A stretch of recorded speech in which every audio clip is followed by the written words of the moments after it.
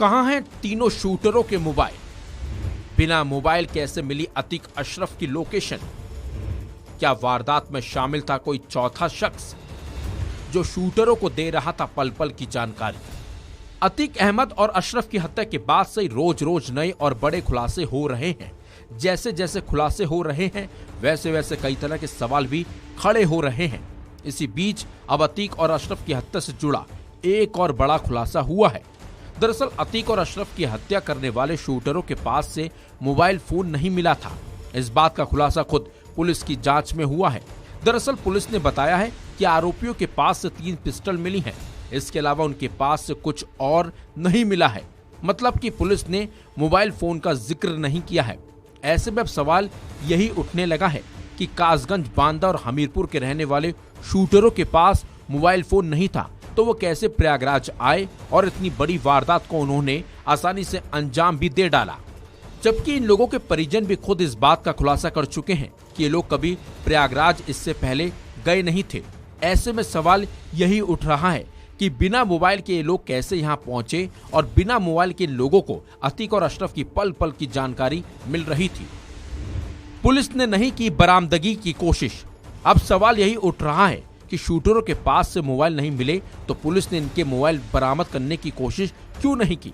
क्योंकि माना यह भी जा रहा है कि अगर पुलिस को इन लोगों के मोबाइल मिल जाते हैं तो उससे कई और बड़े खुलासे हो सकते हैं। बल्कि इस बात की भी जानकारी मिल सकती है कि ये लोग किस किस के संपर्क में थे और वारदात से पहले इन लोगों ने किस किस से बात की थी।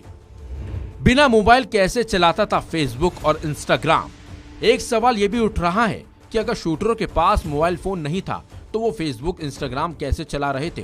सूत्रों से पता चला है कि शूटर लवलेश तिवारी को रील बनाने का काफी शौक था और वो रील बनाकर उन्हें फेसबुक और इंस्टाग्राम पर पोस्ट भी करता था। शूटरों की मदद करने वाले भी मौके पर थे। जिस तरह से 3 शूटरों के पास से मोबाइल नहीं मिले हैं, ऐसे में माना यह भी जाने लगा है कि इस वारदात में 3 से ज्यादा लोग शामिल थे और ये वो लोग थे जो शूटरों को अतीक और अशरफ की पल पल की जानकारी दे रहे थे। हालांकि पुलिस आसपास लगे सीसीटीवी कैमरों की फुटेज खंगाल भी रही है और पता लगाने की कोशिश कर रही है क्या इस वारदात में इन लोगों के अलावा भी कोई और शामिल था। कहां से आया कैमरा और माइक आईडी?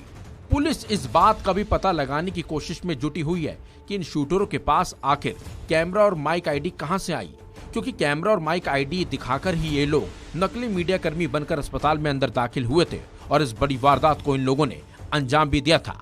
अतीक और अशरफ की हत्या के बाद पुलिस को कई और खुलासे करने हैं और इस बात का भी पता लगाने की पुलिस कोशिश कर रही है आखिर वो शख्स कौन था जो शूटरों को पल पल की जानकारी दे रहा था और कैसे बिना मोबाइल की मदद से इन लोगों को अतीक और अशरफ की बिल्कुल सही लोकेशन मिल रही थी। इस खबर में बस इतना ही। अपडेट्स के लिए बने रहिए वन इंडिया हिंदी के साथ।